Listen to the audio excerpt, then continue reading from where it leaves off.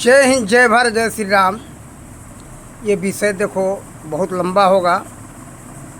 आज हम मानव समाज के लिए एक महत्वशाली बात बताने का भी विचार है हमारा। आप लोग ध्यान से सुने और सुनने में जल्दबाजी न करें। ये मानव जीवन के लिए कल्याणकारी विषय है, इसलिए हम सभी लोगों से, दर्शकों से, श्रोताओं से हाथ जोड़ कर निवेदन करते हैं आप लोग शांति से इस वीडियो को सुने। आप सबके लिए पूरे विश्व के मानव जीवन के कल्याण के लिए हम ये वीडियो बना रहे हैं, इसलिए आप सुनने में जल्दबाजी न करें। जल्दबाजी करने से आप लोग सुन नहीं सकते। देखो, जल्दबाजी के कारण ही बहुत से विषय लोग सुनते नहीं, जल्दी जल्दी लगा रहता है, पता नहीं क्या लोग करेंगे। तो इसलिए हम सबसे हाथ जोड़ते कि अगर आप अपना कल्याण चाहते हो, अपने आने वाली पीढ़ी का कल्याण चाहते हो, तो आप इस वीडियो को ध्यान से सुनें और लोगों को सुनाएं और समझाएं। अब हम शुरुआत करते हैं। हमारे मानव समाज में इस समय एक परंपरा चल रहा है, सभी विषयों को छोड़ते जाओ। जो अच्छे अच्छे वस्तु है उसको लोग छोड़ते जा रहे हैं, छोड़ करके भाग करके सब पता नहीं कहाँ चले जाएंगे, कुछ समझ में नहीं आ रहा है। तो इस विषय पर हम आज विचार रख रहे हैं। देखो, गाय को लोग छोड़ते जा रहे हैं। जो अच्छी गाय है उस नस्ल को छोड़ते जाना। यहाँ तक अधिक के चक्कर में सबको अधिक चाहिए, भैंस पाल ले, और उससे अधिक चाहिए तो क्या किए, जर्सी गाय, विदेशी गाय। अधिक तो दूध है लेकिन उसमें कुछ भी नहीं है, पानी के जैसा है, वो दूध चाहिए। अधिक चाहिए, भले हानिकारक हो। भैंस का दूध शरीर के लिए हानिकारक है। भैंस का दूध पीता है उसका बच्चा जो पाड़ा है, कैसा रहता है। और गाय का दूध वही पीता है बछड़ा, तो उसकी रीति कैसी होती है, कैसा है, उसके आप चाल को देखो, कैसा हिरण के बच्चा जैसा कुत्ता रहता है। और भैंस का दूध पीता है तो कैसे शांति से मस्त पड़ा रहता है। तो क्या वही भैंस बनना है तो भैंस का दूध पियो। तो ये बात रही, गाय के दूध लोग गाय छोड़ते जा रहे हैं। और यहाँ तक कि कुत्ता पालन बढ़ता जा रहा है घरों में। यहाँ तक कुत्ता के विषय में मालूम है लोगों को, कुत्ता हानिकारक है। उसके श्वास में जो है बहुत से जीवाणु निकलते हो, शरीर के लिए हानिकारक है। उसका लार जो है शरीर के लिए हानिकारक है, बीमारियां बढ़ती है। लेकिन फिर भी लोग कुत्ते से इतना प्यार करते जितना प्यार अपने बच्चे से नहीं करते। बच्चों को भले दूर सुला दो, लेकिन कुत्ता के बच्चा को चूमो चाटो, अपने बिस्तरा पर सुलाओ, ये यहाँ तक लोग कर रहे हैं। दूसरा जो विषय है, पीपल का पेड़। पीपल का पेड़, सभी बड़े पेड़ों में पीपल सबसे लाभकारी है। उस पीपल को लोग त्याग करते जा रहे हैं और दूसरे पौधे लगा रहे हैं, फलदार लगा रहे हैं। ठीक है, नीम का लगा रहे हैं, वो भी अच्छा है अपने जगह पर। लेकिन देखो, पीपल का पेड़ जो है इसलिए पूज्य माना गया है। केवल पूज्य माना नहीं गया, पूज्य इसलिए है कि हम सब प्राणी मात्र के लिए जीवन दायनीय पेड़ है, जीवन दाता पेड़ है, जो कि 24 घंटा शुद्ध ऑक्सीजन देता है।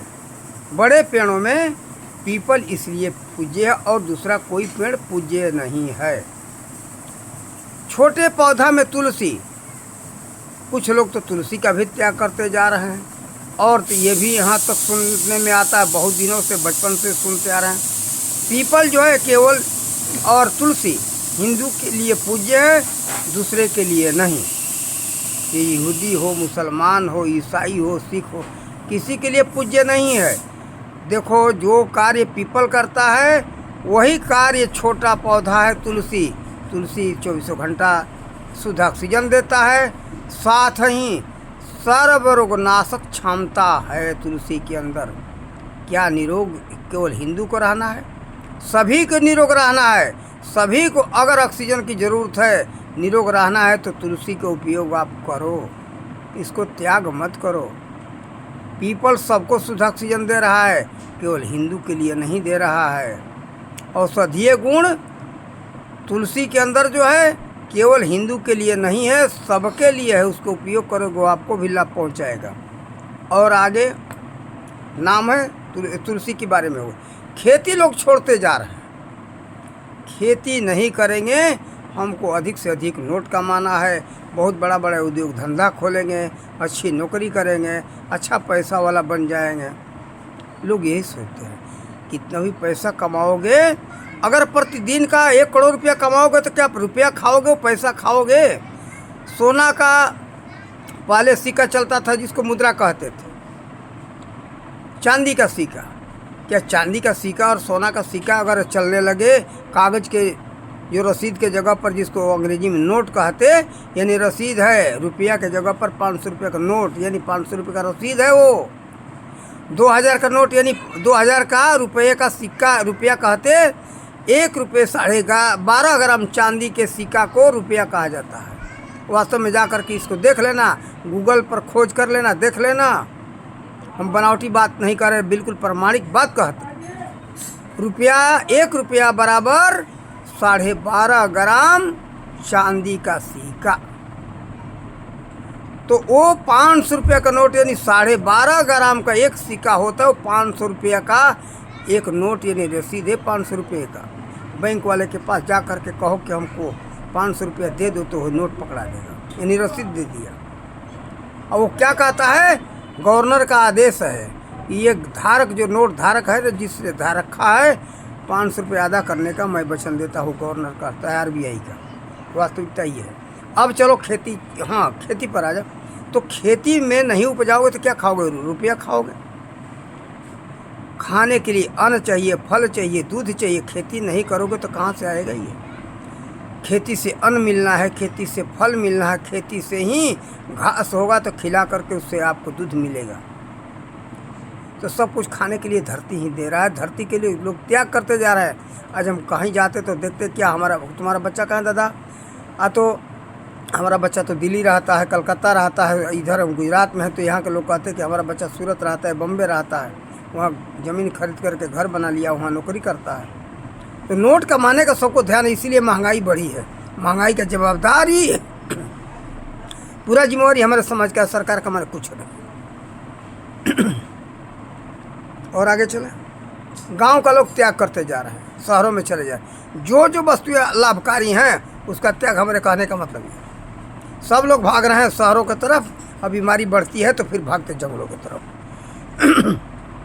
भागना ही पड़ेगा गांव में और जंगलों में, तभी निरोग रह सकते हो, आपका जीविका चल सकता है, आप जीवन सुखी जीवन जी सकते हो। और माता पिता इतना महत्वशाली है, माता पिता को लोग त्याग करते जा रहे हैं। दादा दादी को त्याग करते जा रहे हैं। उसी दादा दादी का देन है, माता पिता का देन है कि इतना सुंदर आपको मानव जीवन प्राप्त हुआ है। देवता देवी का त्याग करते जा रहे हैं, पूरे परिवार का त्याग करते जा रहे हैं पैसे के पीछे। परिवार को त्याग कर दो, हम अकेले रहेंगे। अकेले रहेंगे तो हम बड़े धनवान बन जाएंगे। अरे परिवार से ही आपका सब कुछ सुधार होने वाला है। जब मुसीबत आता है तो परिवार के लोग ही आपको साथ देते हैं, परिवार के लोगों को खोजते हो, परिवार के लोगों को बुलाते हो, वही परिवार ही आपका अंत में साथ देता है। फिर आगे चलो, राष्ट्रीय वेशभूषा। राष्ट्रीय वेशभूषा का लोगों ने त्याग कर दिया, राष्ट्रीय भाषा का त्याग कर दिया। अगर देखो वास्तविक राष्ट्रीय भाषा हमारा ये होना चाहिए संस्कृत। संस्कृत सबसे पूरे विश्व में मूल्यवान भाषा है और उसका हमारा समाज त्याग कर दिया। भारत के लोगों को ही हम नहीं कहेंगे, पूरा विश्व के लोगों ने त्याग कर दिया। लेकिन एक जर्मनी ऐसा देश है कि जर्मनी में एक पूरा विश्वविद्यालय संस्कृत का है, वहाँ संस्कृत ही पढ़ाया जाता है। वो लोग जानते हैं जर्मनी वाले कि जितने हमारे पूर्वजों ने विज्ञान का सूत्र लिखा और जो वेदों में है संस्कृत भाषा में लिखा हुआ है, और उसी संस्कृत भाषा से हमें सारा विज्ञान का सूत्र प्राप्त हो सकता है, तभी हम आगे बढ़ सकते हैं। और कोई भी भाषा ऐसा नहीं है जो कि समाज को सुखी बना सके, विज्ञान का सूत्र दे सके। कोई भाषा में ऐसा दम नहीं है। जितने विज्ञान के सूत्र हैं सब जो है वेदों में लिखा हुआ है, उपनिषदों में लिखा हुआ है। हमारे महर्षि जो स्मृतियाँ लिखे उसी स्मृतियों में लिखा हुआ है।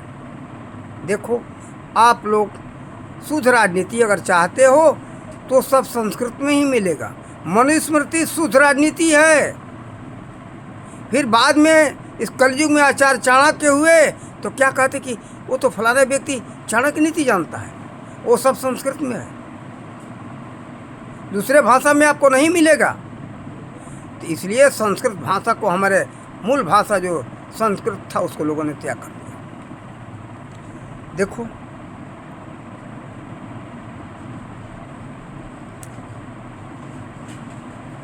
मूल और आगे बहुत बड़ा महत्वशाली आध्यात्मिक विषय को लोगों ने त्याग कर दिया। आध्यात्मिक विषय तो आज इतने ही तक रह चुका है कि बस आरती पूजा कर लिए, धर्म ग्रंथ का पाठ कर लिए, अध्यात्म पूरा। ये अध्यात्म नहीं है। अध्यात्म क्या कहता कि उस परमात्मा को जानो। आज केवल मानने तक का सीमित रह चुका है। लोग कहते हैं मानते हैं। मान लो कि आपने मान लिया कि हमारा पेट, भोजन कर लिया हमने, पेट भर गया, तो केवल मानने से पेट भरेगा? मानने से पेट नहीं भरेगा। पेट भरेगा, आपको भोजन करना होगा। देखो,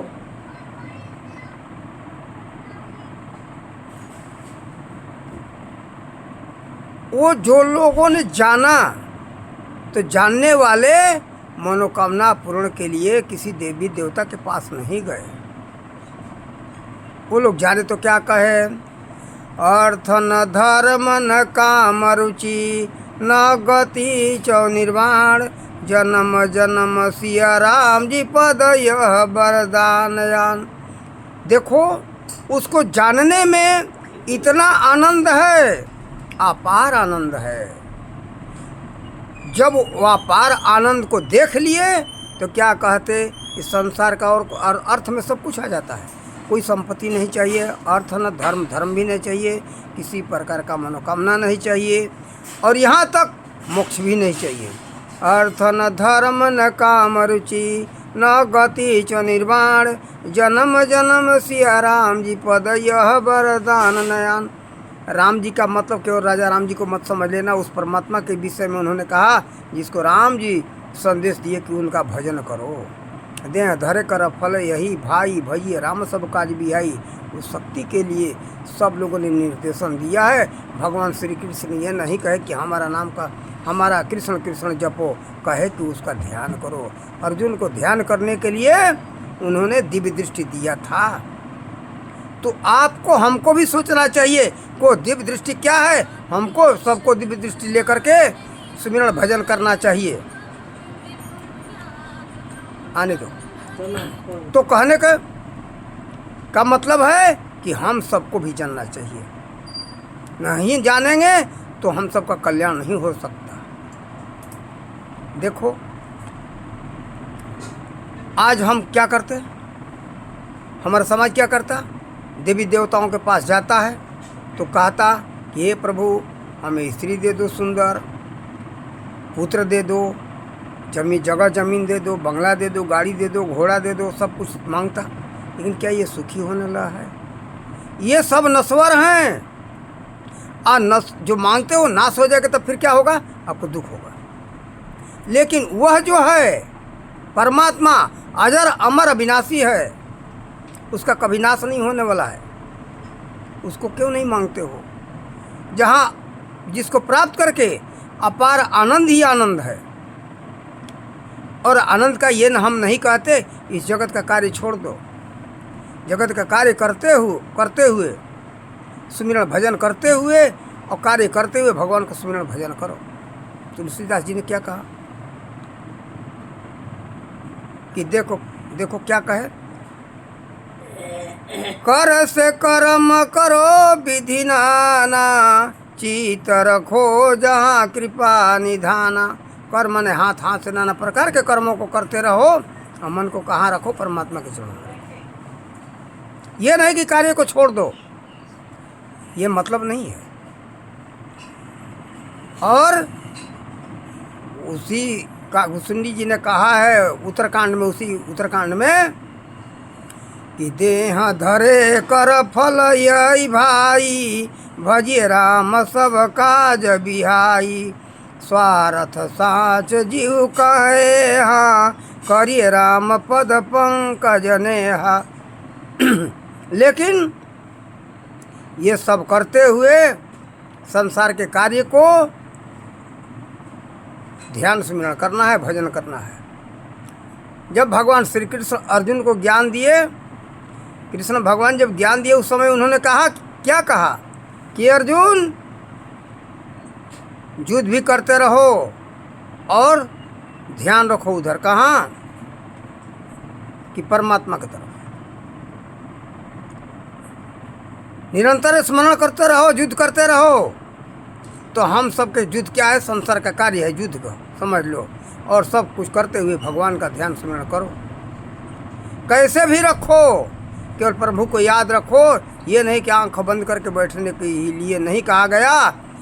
जैसे माँ हमारी आंख बंद करके बच्चे का ध्यान नहीं करती, रसोई बना रही है, खेतों में काम कर रही है, लेकिन उसका छोटा बच्चा है तो माँ का ध्यान हर समय बच्चे की तरफ रहता है कि बच्चा हमारा भूखा तो नहीं है, प्यासा तो नहीं है। आंख बंद करके ध्यान करती है क्या? ध्यान आंख बंद करके नहीं करती।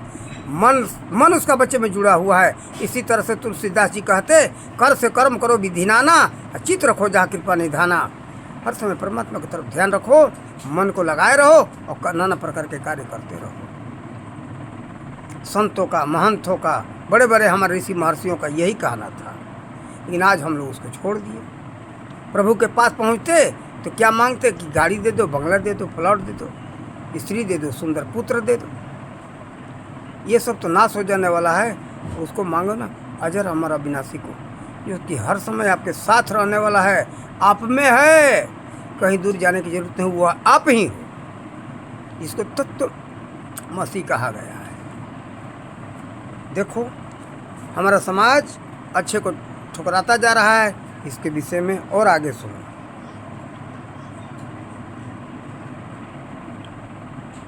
राष्ट्रीय वेशभूषा, अपनी सभ्यता और संस्कृति को हमारा समाज छोड़ दिया और अपनी वास्तविकता भोजन भी छोड़ दिया लोगों ने।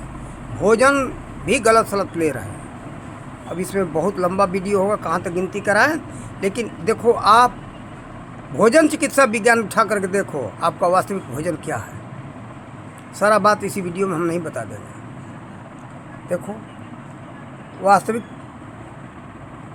पेय पदार्थ छोड़ दिया हमारा समाज ने। वास्तविक का पक्का पेय पदार्थ है दूध, शरबत, माठा, छाछ जिसको कहते हैं। पौष्टिक भोजन भी लोगों ने छोड़ दिया। चटपटा तला हुआ वस्तु, ये पौष्टिक है क्या? लेकिन यही हमारा समाज चाहता है। दुकान में चटपटे वस्तुएं बिक रहे हैं, उसको खाओ, ये आपके लिए स्वास्थ्य के लिए हानिकारक है। लेकिन वही लोग समझ रहे हैं। अपना वास्तविक कर्म भी हम लोग अपने छोड़ दिए। देखो वास्तविक क्या कर्म क्या है हम सबका? परिश्रम बिना शरीर ये बर्बाद हो जाएगा। परिश्रम न करे शरीर बर्बाद होता है। वैसे कर्म में बहुत कुछ आ गए। देखो, अपनी वास्तविक आराम वाला वस्तुओं को लोगों ने छोड़ा। पहले हमारे समाज में क्या था? लोग हमारे आराम वाली वस्तु में कुछ तो गिनती करवा दें। जैसे सूती कपड़ा है, हमारा समाज छोड़ दिया। सस्ता के चक्कर में जहाँ जाते दान में यही मिलता है। जो हम पहने वो भी सूती नहीं है, ये तो प्लास्टर, ये टेरिकाट में आता है। मिट्टी का घर लोगों ने छोड़ दिया। जितने हमारे आराम वाली वस्तुएं हैं, हमारा समाज छोड़ता जा रहा है। देखो, मिट्टी का दीवार, एक मिट्टी की दीवार के विषय में 100 वर्ष पुराना दीवार के विषय में वीडियो डाला हूँ, वो देखना है आप लोग। उसको हमने देखा, ऐसी मोटी दीवारें मिट्टी की, कि बहुत मोटी दीवारें, 2-2 मंजिला मकान होते थे। आज भी कहीं कहीं है। वो गर्मी के दिनों में बहुत ठंडा होता है, ठंडे के दिनों में गर्म रहता है। तो आराम वाली वस्तुओं को हमारा समाज ठुकरा दिया, और सस्ता भी पड़ता है, सस्ता भी है, टिकाऊ भी है। उससे पक्का भी बनाते, उसमें हम टिकाऊ हम बता देंगे और बता दे रहे हैं। सुर्खी चूना से जुड़ाई करा करके बिना लोहा का, बिना सरिया का घर बनाओ खिलान के ऊपर, वो मजबूत होगा, आज हज़ारों बरस चलेगा, 100-200 बरस की तो बात दूर, लेकिन थोड़ा महंगा पड़ेगा, लेकिन आपके कई पीढ़ी को पार कर देगा। वो महंगा नहीं पड़े, सस्ता नहीं, वो बल्कि एक हिसाब से आज देखने में महंगा है, लेकिन आगे आने वाली पीढ़ी के लिए बहुत सस्ता है। तो अच्छे वस्तुओं का हमारा समाज त्याग करता चला गया। अब आओ वास्तविक धर्म, यानी वास्तविक सद्मार्ग। सद्मार्ग को हमारा समाज छोड़ दिया, कुमार्ग पर चलने लगा। तो ये देखो, कुमार्ग मत अपनाओ, तो जीव का देखो, वास्तविक जो है सद्मार्ग है, आप सबका, हम सबका जीव का कल्याण करने वाला है। तो देखो, और आगे हम बताए रहे हैं, आज हमारा समाज वास्तविक कुमार्ग में लग गया और सुमार्ग को छोड़ दिया। तो आप लोगों को कुछ रामायण के चौपाइयों से सुना रहे हैं हमारा समाज कहाँ चला गया। आज बहुत गड्ढे में जा रहा है, इसमें देर लगेगा। आप लोग सुनो रामायण की चौपाई और उससे आनंद लो और उससे शिक्षा प्राप्त करो अपने आगे आने वाली पीढ़ी के सुखी के लिए। और हमारा समाज भटक करके कहाँ चला गया उसके विषय में हम ढूंढ करके आप लोग को सुना रहे हैं। इसमें से थोड़ा देर लगेगा, लेकिन आप लोग देर का चिंता मत करो। देखो,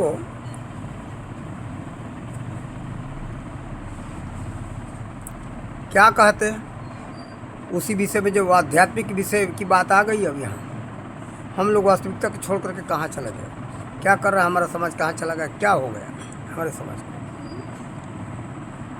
तो ये काकभूषणी जी का वाणी है और गौरणदेव जी से कहते हुए कह रहे हैं, सो कलिकाल कठिन उर्गारी, पाप परायण सब नर नारी।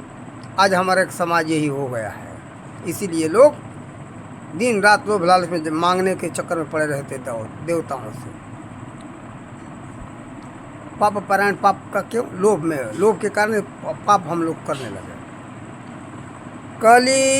कलिमल गर से धर्म सब गए, धर्म सब लुप्त भय सदुग्रंथ। कलिमल गर से धर्म सब लुप्त भय सदुग्रंथ। दम्भिन निज मति कल्प करी, प्रगट किए बहुपंथ। नाना प्रकार के पंथ का रचना आज आप लोग जो देख रहे हो, यही कारण है। भय लोग सब लोभ बस, लोभ गर से शुभ कर्म भी लोभ गरस लिया। सुन हरि जान ज्ञान निधि, कहूँ कछु करी धर्म। ये दोहा नंबर क और ख उत्तरकांड का है, 17 नंबर। वर्ण धर्म नहीं आश्रमचारी, श्रुति विरोधरत सब नर नारी। द्विज श्रुत बेचक भूप प्रजासन, को नाही मानहि निगम अनुशासन। निगम का मतलब यहाँ अर्थ है वेद से। वेद के अनुशासन को कोई नहीं मानेगा, अपने मनमानी सब चलेंगे। मार्ग सोई जा कहूँ जोई भावा, पंडित सोई जो गाल बजावा। मिथ्यारंभरत जोई, ता कहूँ सोई कही संत सब कोई। सोई ज्ञान सोई स्यान जो पर धनहारी, जो कर दम्भ सो बड़याचारी। आज वही बहुत सयान यानी चतुर माना जाता है, जो दूसरे का धन हरण करने वाला, उसको लोग कहते बहुत चालाक है, चतुर है, लेकिन वो ठग लुटेरा है। अंत में उसको बहुत दुख होता है। आप सब लोग इस समय देख लेना और समझ लेना, नज़र दौड़ा करके, जो इस तरह के ठग लुटेरे हैं, राजनीतिक में हो चाहे धर्म नीति में हो। आज धर्म नीति में भी वही हम देख रहे हैं, ठग विद्या, ये लुटेरपन, राजनीति में तो है ही। जो कह झूठ मसखरी जाना, कलियुग सोई गुणवंत बखाना। निराचार श्रुति पथ त्यागी, कलियुग सोई ज्ञानी सोई विरागी। जाके नखयरु जटा विशाला, सोई तापस प्रसिद्ध कलिकाला। अशुभ वेशभूषण धरे, भक्षा भक्ष जे खाई। तेई जोगी तेई सिद्ध, नर पूजे ते कलियुग माय। जे अपकारी चार तिन्ह कर, गौरव मानई तेई। मन कर्म बचन लबारत हूँ, बकता कलियुग महूँ। ये सोरठा और दोहा दोनों रहा इसमें।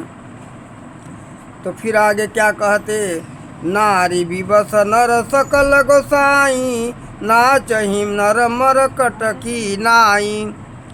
इस नट जो है ये बंदर नचाने वाला, मरकट का मतलब बंदर होता है। बंदर को नचाने वाला जो होता है ना, उसको नट कहा गया है।